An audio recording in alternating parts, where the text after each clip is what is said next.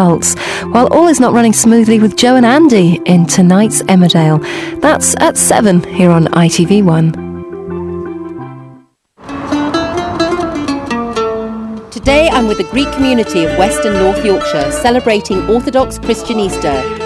For Greeks, Easter is a very big deal. It's the main religious and family celebration of the year, and I'm going to be learning how to cook food that originates mainly from the Greek part of Cyprus. I'll be cooking in the church kitchen with the ladies of the congregation, and I'll be helping them break their 50-day annual fast. I'm Rachel Green. I'm passionate about food, and I'm a caterer of traditional British cooking. But I'm on a quest to delve into the amazing variety of food that has arrived in our region from all over the world. I'm also being challenged to create some dishes that are way beyond my comfort zone. So fasten your seatbelts. I'm looking for an authentic Greek coffee shop that's at the back of these shops somewhere. Ah, that must be it. It's like going back in time. Looks sort of very 60s. When I say authentic, I mean that this kind of place used to be found all over Yorkshire and Lincolnshire. I'm on my way to meet Charles Kyriakou, an elder of the Greek community. You're right. I'm very well, thank you. And how are you? Welcome to Leeds. Thank you for inviting me to your cafe. It's like stepping back in time, isn't it? Yes, actually, it's not my cafe, actually. This isn't it? It's Mr. Paul's Oh, here. should we sit down with him? Yes, absolutely. This is... Sit down and join us. This is Paul. I'm Paul. Hello, Paul. And this is Chris. This is Chris. Hello, Chris. Nice Two to of see the you. original members of our community. And So is there a big Greek community in Yorkshire? the Greek community in Yorkshire is made up of about 375 families. These are people that we know of in Yes. Yorkshire. So that would make, around 1,500 people. That's quite a size then, isn't it? It is a fair-sized community. So do your family work here then? My son still works here, yes. Yes. He's taken over the business now. And he's running it and keeping it going as a family concern, yes.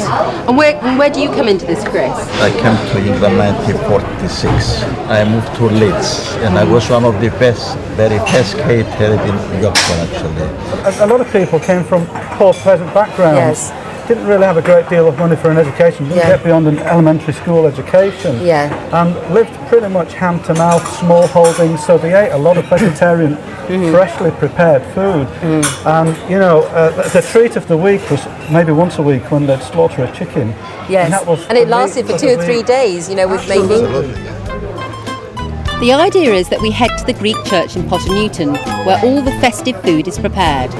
En route, Charles wants to show me one of his favourite stalls in Kirkgate Market. This is one of the delis that some of the members of our community would come and do their shopping at. Yeah. They're busy here, aren't they? Oh yes, they are. It's a busy shop here. They've got all sorts of sweet pastries and of course olives and that sort of thing. It's fantastic, isn't it? What a beautiful store. Look at all the olives. I didn't think you could do so many things with olives. I really didn't. This is Kostas. This is Kostas, yes, he's the owner of the olive bar. Good morning. We're going to buy some things from you, but we want to taste and buy. Absolutely. So let's go and have a look. What do we actually just take a whole wedge of this and this Greek salad and just... I love feta cheese, I love olives, You've got beans. stuffed peppers there. You've got the beans, hummus, dama salada, tzatziki, all sorts of things. Oh look, and those are my butter beans. I love butter beans. So Are those your favourites? that and feta cheese probably, and hummus. There's all these things to taste. Can I have some of your feta cheese? Yeah, you can try all my feta cheese. Look at that. You like some more? Oh. Try an olive as well. And the olives. All the olives are fresh. I could have stayed all day sampling the delicacies on offer. I love this kind of place. But Charles is whisking me off to see the preparations for Easter.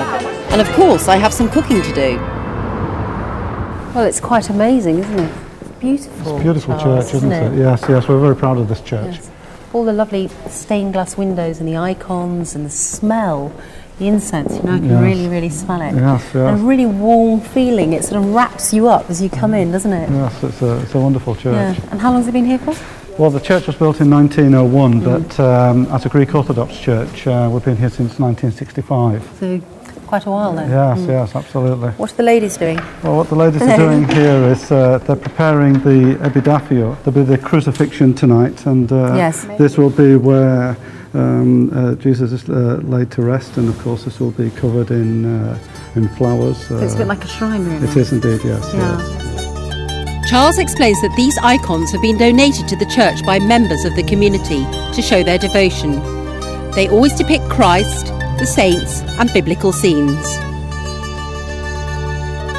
It's the Thursday before Easter, and in the church kitchen volunteers are working up a sweat, preparing food for the congregation to eat after Mass on Saturday night. I'd like to introduce you to some of these people. They've been working very hard. It smells a lot nice in here anyway. We've got Gadarina here, the chairman of the ladies committee. Nice Lida, to meet you. the vice chairman. Nice to meet you too. My mother-in-law Despina, my wife, Xanthi, just at the bottom there. Hello, nice to see you. And also secretary of our community, Kostas Sakiridis. Costa, Hi Rachel, nice to meet you. While the ladies crack on, Kostas shows me how to make sheftalia, a classic Greek dish for special occasions. Well, we'll have a look at what Xanthi is doing here. These are the sheftalias, the little sausage-like. Oh, and there's the cowl. That's traditional- the cowl. yeah. Cowl is a membrane. It's used to wrap round a mixture that Xanthi is making. To the minced pork and onions she adds parsley, oregano, cinnamon, pepper and salt. And then an egg to help it bind together. Yeah. Smells wonderful. You can smell the cinnamon. Yeah. I love cinnamon. It keeps Keeps the its shape. shape, yes. The shape is like that. Yeah. Yes. And after that I put in here. And just wrap it up like a little parcel. Yes. That's clever, isn't it? And after finish it's been like that, you know? So when it goes on the barbecue, it keeps nice and moist with the fat in the... Yes, when it's cooking. So basically... Now it's my turn to have a Around go. it and roll it. And then tuck the sides in. Like that. Roll it down and then cut it. That's it. Put it here. Yes. In Cyprus it's a kebab, souvlaki and shaftalias, you know? This is It's like your fish and chips. Yes, in Cyprus. With such a hectic weekend ahead, Kostas and the ladies are making tens of different dishes, including meatballs and a big favourite, chicken soup. This is a traditional Easter soup Yes. in Cyprus. Yeah. It's a rice and chicken Yeah. soup, You're which gonna is add this- thickened with the eggs and lemon at the end. And also, the reason why this soup comes Yeah. as the first dish after nearly 50 days of fasting is because it's not very heavy. Yes. It's fairly light.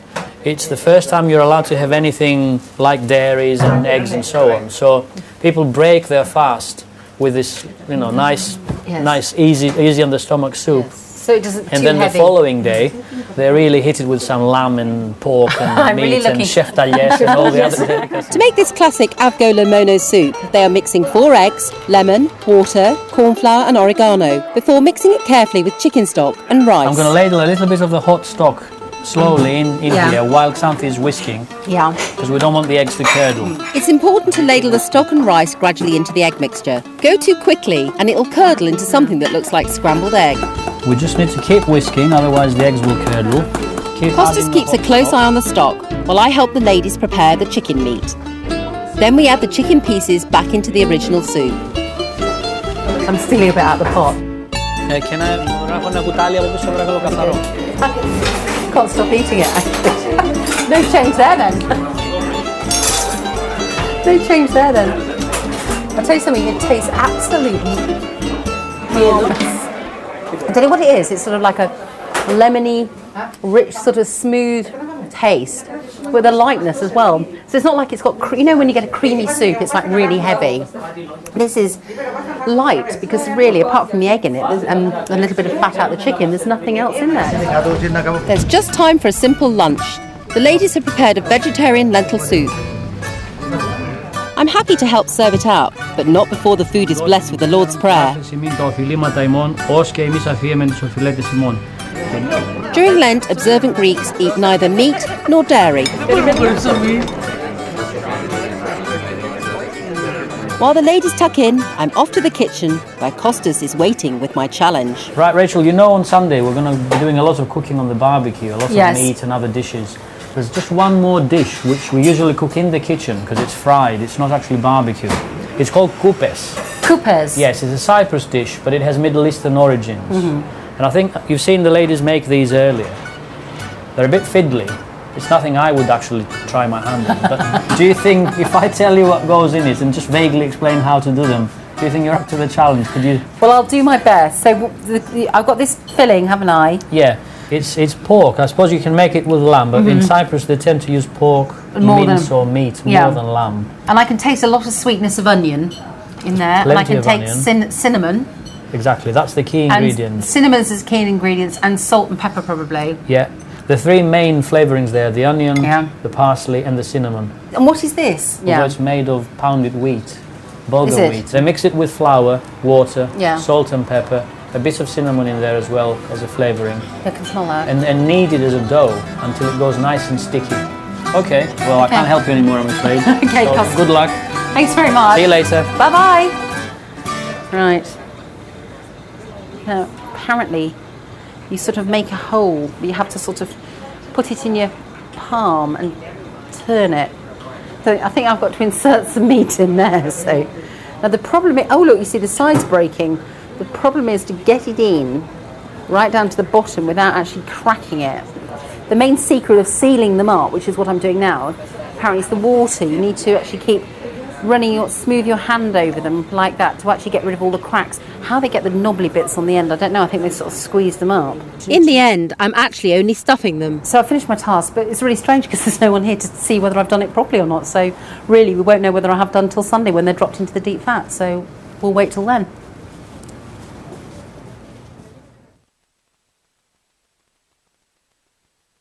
What is Peter Kingdom's problem?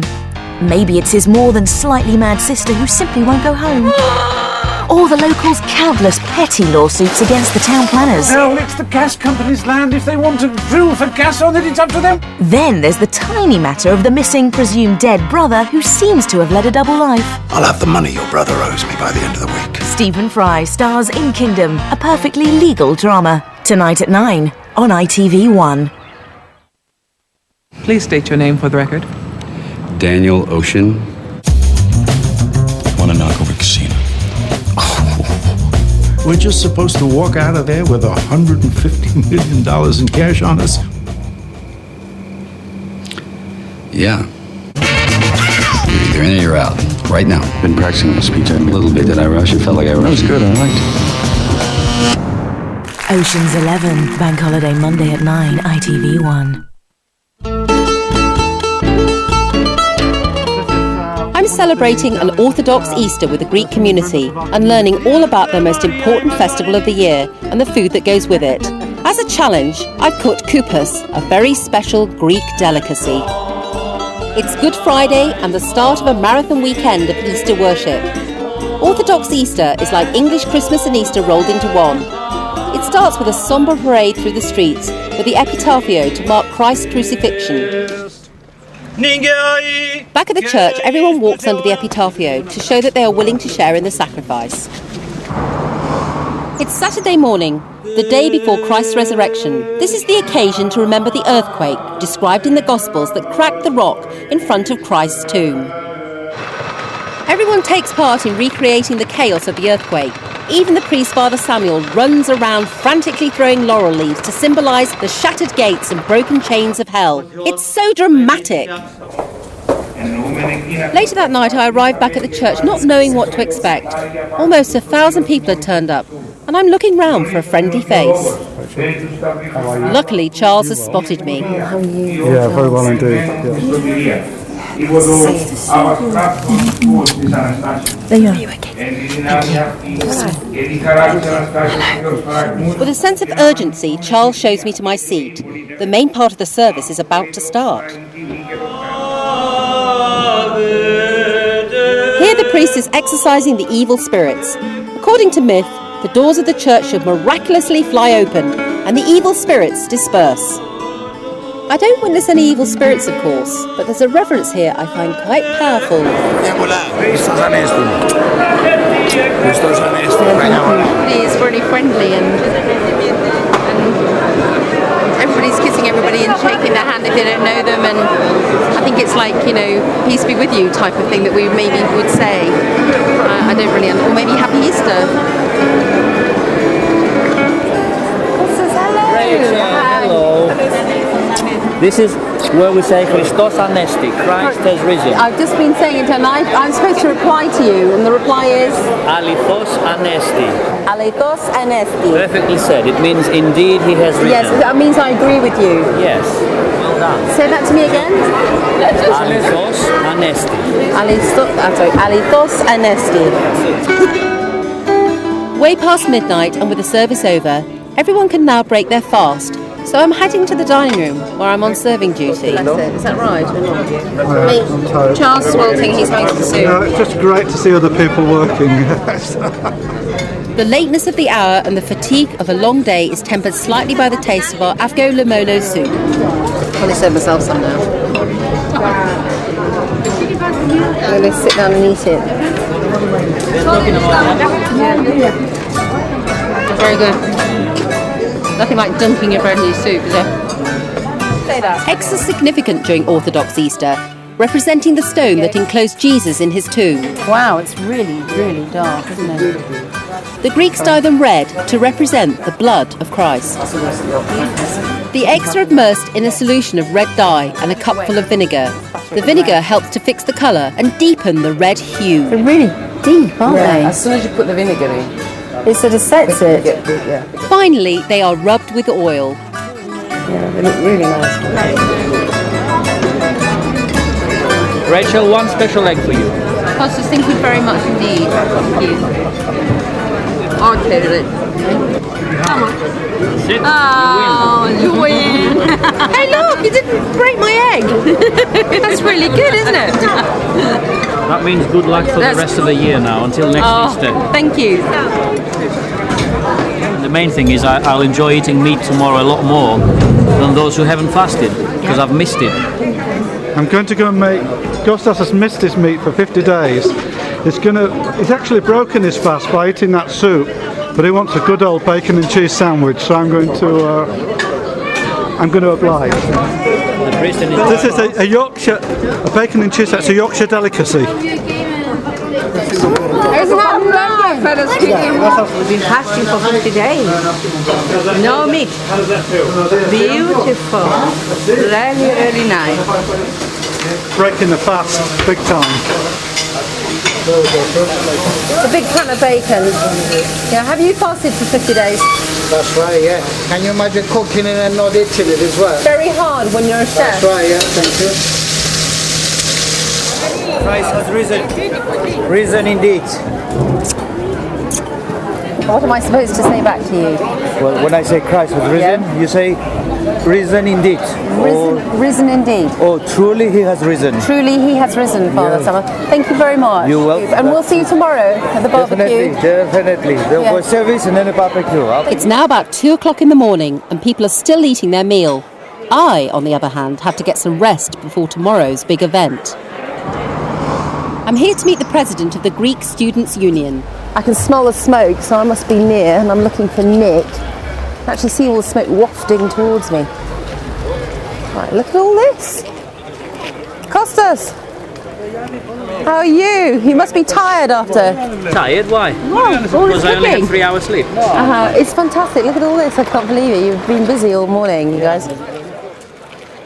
Rachel. Hi Rachel, nice to meet you. It's very nice to see you too. Same to you. Yeah, so tell me what's happening today, where are you going with it? It's whole animals, whole bits of meat. We've got a big variety of meat, as you can see, from lamb, beef, chicken. So look at that, looks absolutely beautiful coming off there.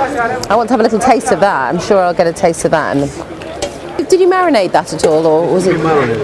And now it's just going to people just going to eat nice big chunks of it. Yeah. So can I have a pre-taste of it or not? This is actually all meat. It's beautiful, beautiful. Can I have that little bit there? Look at that. This is always the best bit, having it straight off the barbecue. Straight off the barbecue is the best one. So look at that. There's some little fat in there. Once you start, it's very difficult to keep your hands off the meat. I know. It's really tasty. I'm a meat very nice. maniac. You have that bit. Yeah?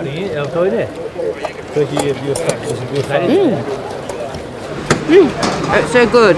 You know? Right, what are we doing now? Are we going to go in and see everybody, or? So yeah, I'll take you inside as they prepare food. Okay. I think Nick really wants to get inside to help himself to the buffet. Let's go macaroni! Yes! Come on, Come on then. Hi, how are you doing? Nice to see you.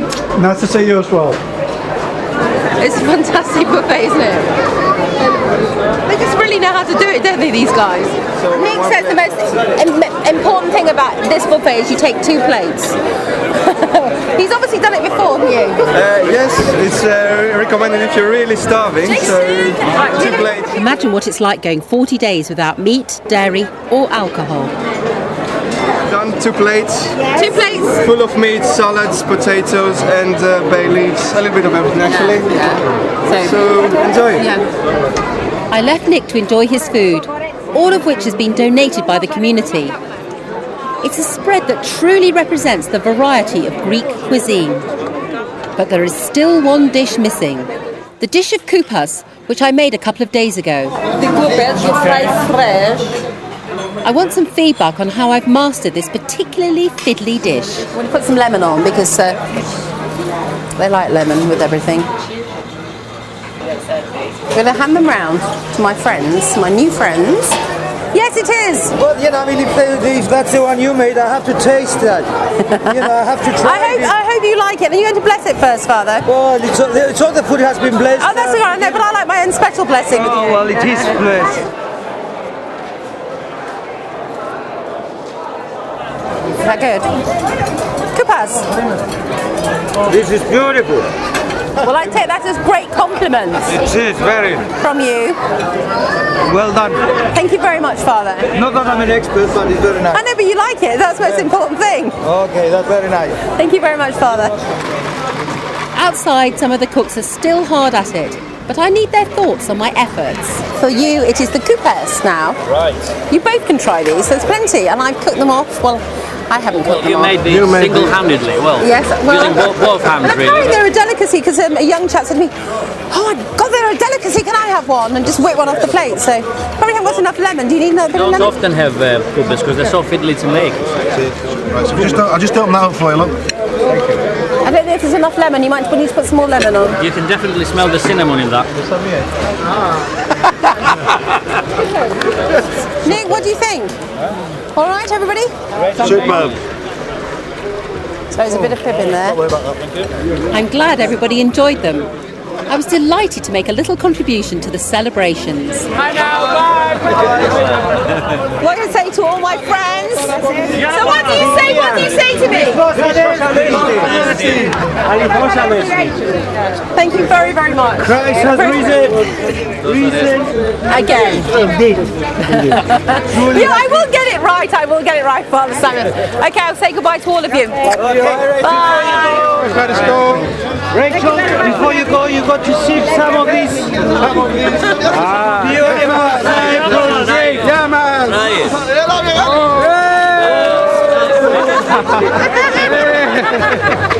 Yeah, man. So impressed. Are you impressed with that? That's fantastic. Thank you very much indeed for visiting us. Everything was great. We learnt a lot from your cooking skills as well. Oh, I don't know about that. I hope you learnt a little bit It's from from us Costas, too. really, and all the Katerina and everybody. But what I have to say to you is, I came here not knowing anything about the Greek community, but now I feel part of it. We're delighted. I've had an amazing weekend with some of the most hospitable people I've ever been lucky enough to meet. The strength of their faith and the importance of their family and community really could be an example for us all, whether or not we're Greek. It was a happy, happy Easter.